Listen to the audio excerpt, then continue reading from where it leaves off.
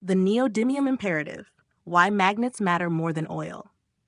Core statement: the green energy and automation transition is not primarily a technological challenge. It is a geopolitical and industrial one centered on securing a reliable supply of critical minerals like neodymium. Humanity is moving from a fuel-intensive economy, one built on the extraction and combustion of hydrocarbons, to a mineral-intensive economy where prosperity increasingly depends on the extraction, refining, and processing of specialized materials used in permanent magnets, batteries, electric motors, and electrical grids. Neodymium exemplifies this new reality. Although relatively abundant in the Earth's crust, it is extraordinarily difficult to refine, with processing concentrated in a handful of countries. This has left much of the West strategically vulnerable to China's dominant position in rare earth refining, while Europe finds itself in a strategic no man's land after reducing its dependence on Russian energy without first securing resilient supplies of critical minerals. Ukraine's mineral wealth, the volatility of neodymium prices, advances in battery technology, the emergence of small modular reactors, and the vision of SLAM, synthetic labor and automated manpower, all point toward the same conclusion. The future will be shaped not simply by those who possess critical minerals, but by those who control the refining, processing, and midstream industrial capabilities that transform those minerals into the building blocks of an automated civilization. Section 1. The Energy Transition. Humanity stands at the threshold of one of the most profound industrial shifts in history. For over a century, global prosperity rested on a fuel-intensive model. Extract oil, gas, or coal, burn it, and repeat daily. The emerging system flips this logic. Once built, renewable generation and electric drivetrains consume virtually no ongoing fuel. Instead, the heavy lifting occurs upfront through massive deployments of turbines, solar arrays, batteries, motors, and data centers. This transition is mineral-intensive. It demands unprecedented volumes of copper for wiring, lithium and cobalt for storage, and rare earth elements, especially neodymium, for high-performance permanent magnets. The defining constraint is no longer fuel supply, but secure, scalable access to processed materials and the industrial base that refines them. Failure to master this midstream layer risks turning the green dream into a dependency trap. Section 2. Why Magnets Matter. At the heart of electrification and motion lie magnets.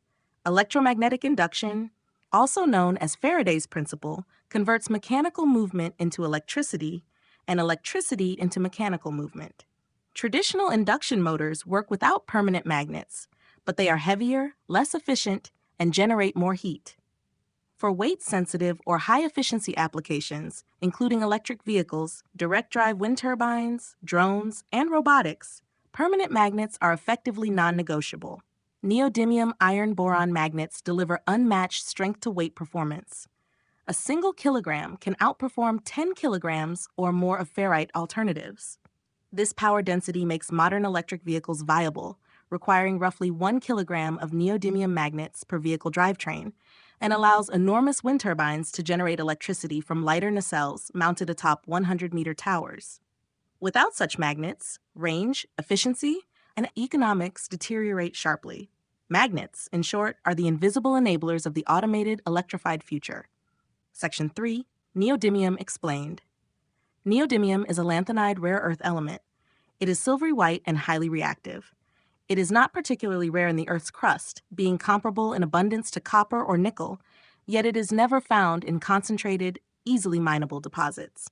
Instead, it is dispersed within minerals such as bastnasite and monazite, chemically intertwined with other lanthanides.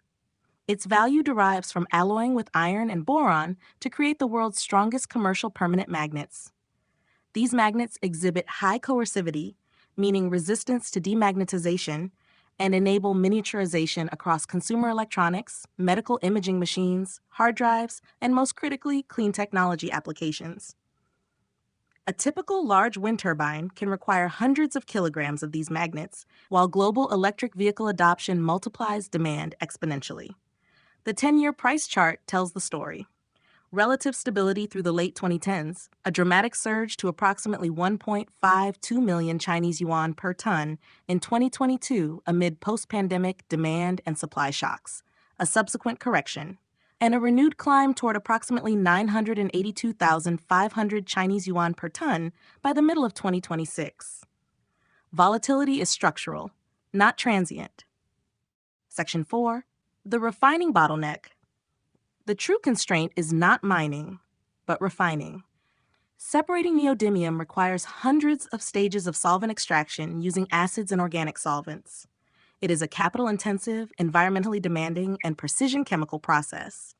Ore grades are low, often less than 1 to 5% rare earths, generating large waste streams.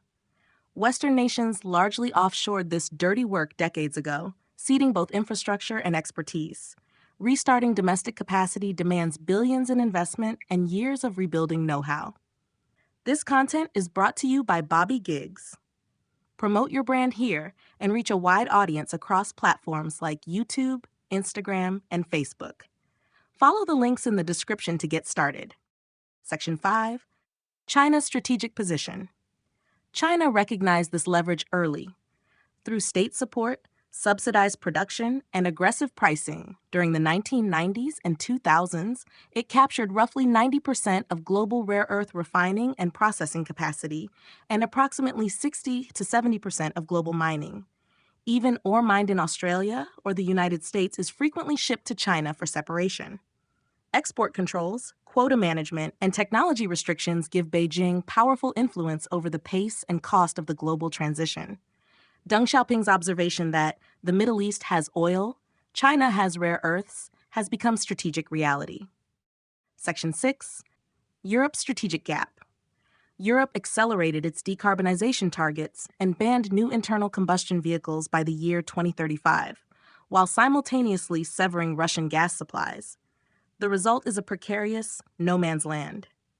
Diminished fossil infrastructure without sovereign mineral supply chains.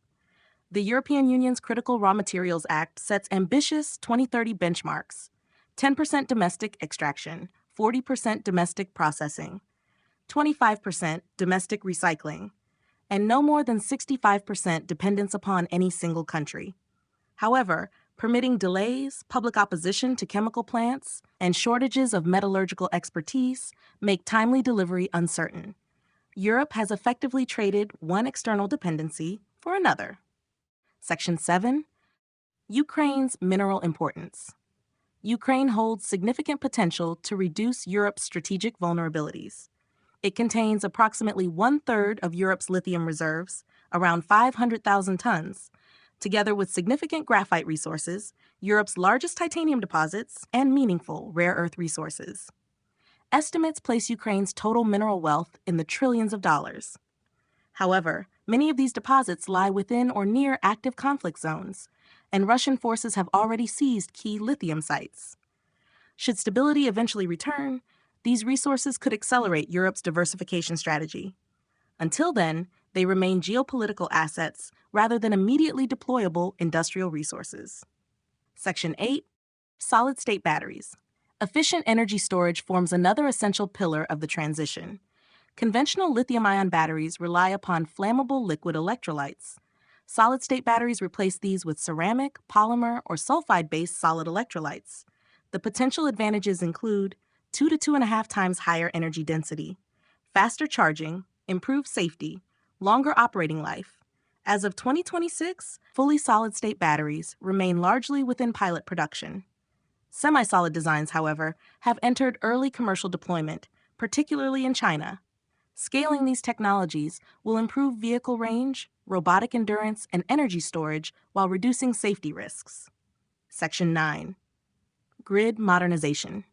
Renewable electricity and artificial intelligence-driven demand impose unprecedented stress upon electrical grids originally designed for predictable, one-way power flows. Future grids require high-voltage direct current transmission, virtual power plants, vehicle-to-grid systems, artificial intelligence-assisted grid balancing. Unfortunately, infrastructure deployment remains constrained. Grid connection queues frequently stretch to 10 to 15 years. Transformer shortages persist. Required investment reaches into the trillions of dollars. Without grid modernization, even abundant renewable generation and battery storage cannot reliably power factories, charging networks, robotics, or artificial intelligence data centers. Section 10. Small modular reactors, or SMRs. Small modular reactors offer an important complement to renewable generation. These factory-built nuclear reactors can be deployed near industrial sites and artificial intelligence data centers, supplying reliable, low-carbon baseload electricity. Major technology companies have already committed substantial investment to nuclear-powered computing infrastructure. Near-term relief will largely come from restarting existing nuclear facilities. The first meaningful wave of new small modular reactor deployments is expected during the late 2020s through the early 2030s. Significant challenges remain: regulatory approval, high-assay low-enriched uranium fuel supply, skilled workforce shortages. Nevertheless, small modular reactors have the potential to support continuous artificial intelligence computation and advanced manufacturing while reducing dependence upon constrained transmission networks. Section 11. SLAM. These technological developments converge within the concept of SLAM, meaning synthetic labor and automated manpower. The framework rests upon four interdependent pillars: raw materials, neodymium, lithium, copper, and other critical minerals; chemical reservoir, advanced batteries and intelligent electrical grids; kinetic muscle, permanent magnet motors, actuators, turbines, and robotic motion; cognitive network, artificial intelligence, edge computing, and autonomous navigation. Remove any one of these pillars and the entire system begins to fail. Neodymium provides the foundation. Batteries provide stored energy. The grid distributes power. Small modular reactors strengthen energy resilience. Artificial intelligence supplies intelligence. Together, they create the physical architecture of automated civilization. Section 12. Conclusions. The neodymium price chart represents far more than commodity volatility. It is an early indicator of humanity's transition into the mineral age. Successfully navigating the green transition requires far more than subsidies, legislation, or ambitious emissions targets. It requires rebuilding midstream industrial capability. It requires expanding refining capacity. It requires accelerating recycling. It requires developing substitute technologies where possible. It requires resilient supply chains. And it requires realistic implementation timelines. Those nations that secure reliable access to neodymium and other critical minerals, and more importantly, develop the industrial capability to refine, process, and manufacture them, will shape the automated future. Those that fail to do so risk importing not merely materials, but strategic dependence itself. The imperative is therefore clear. Critical minerals must be treated with the same strategic importance once reserved for oil. Magnets, it turns out, may matter more than oil after all.